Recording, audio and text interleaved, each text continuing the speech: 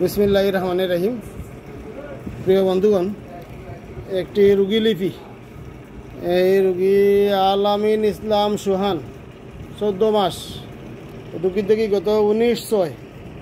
এই রুগী আপনার কিতাব সম্পর্কে আপনার বাতিজা।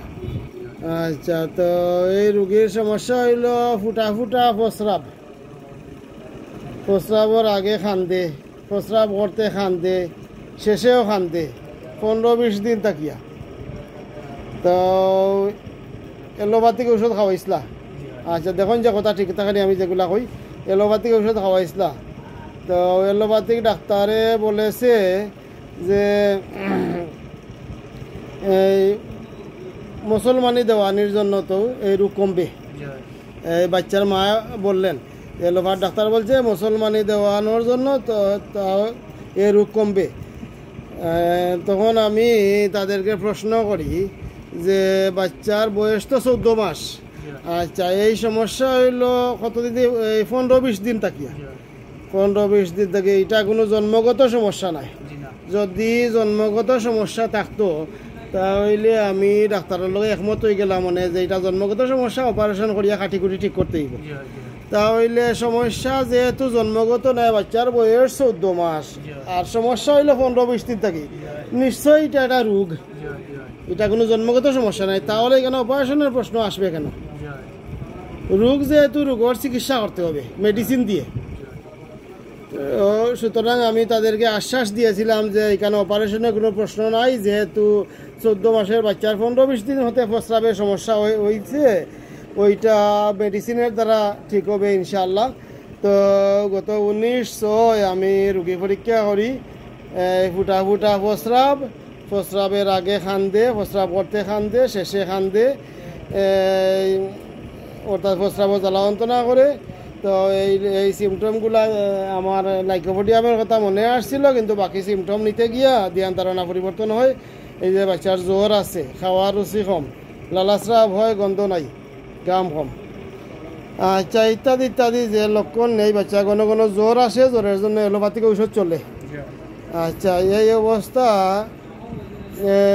অবস্থায় আমি যেটা ফলো করি, যেটা দেখি, বাচ্চার প্রস্রাবের রাস্তার মাঝে একটু ক্ষত এবং ফুলা। তো আমি ধারণা করি এই ক্ষত এবং ফুলা থাকার কারণে এই বাচ্চার প্রস্রাব করতে সমস্যা হয়। তো এই ধারণা হতে এবং বর্তমান লক্ষণের উপরে তারা মেডিসিন দিয়েছিলাম, রাস্টক্স 50 ml 1 এক করে রোজ 3 বার। আচ্ছা, এই PTS 1 ডাম 2টা করে 3 বার। এই ওষুধ খাওয়ার পরে বাচ্চার অবস্থা কিতা? আচ্ছা, আলহামদুলিল্লাহ। বন্ধুগণ শুনলেন, রাস্টক্সে ইউরিন বার্নিং, প্রস্রাবের জ্বালা যন্ত্রণা কমে, আগের চেয়ে বাচ্চার অবস্থা অনেক ভালো। তো এখন বাচ্চার এই অবস্থা, বর্তমানে কি সমস্যা? আচ্ছা, বর্তমানে জ্বর আইছে। আচ্ছা, আজকে তারিখ হইল 25/6/25।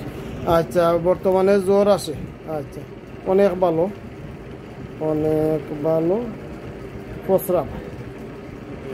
প্রস্রাবে যন্ত্রণা। আচ্ছা আচ্ছা, এখন জ্বর, বর্তমানে জ্বর আসে।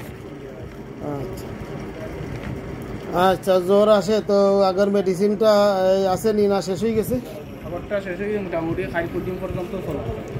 যাতে ওই মেডিসিনটা আপাতত বন্ধ করে দিন। আগর যে সমস্যা, এখনকার যে জ্বর, সব মিলাইয়া আমি এখন ঔষধ দিতেছি। তো আমার আজকের মেডিসিন রাস্টক্স M2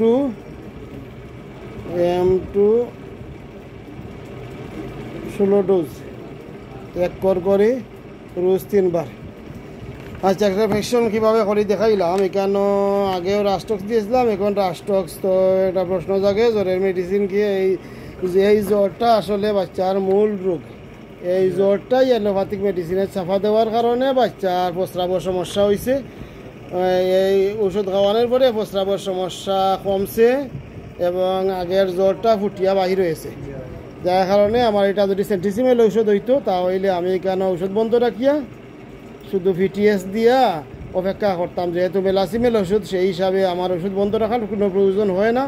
সুতরাং আজকের মেডিসিন হইল রাস্টক্স M2 পরে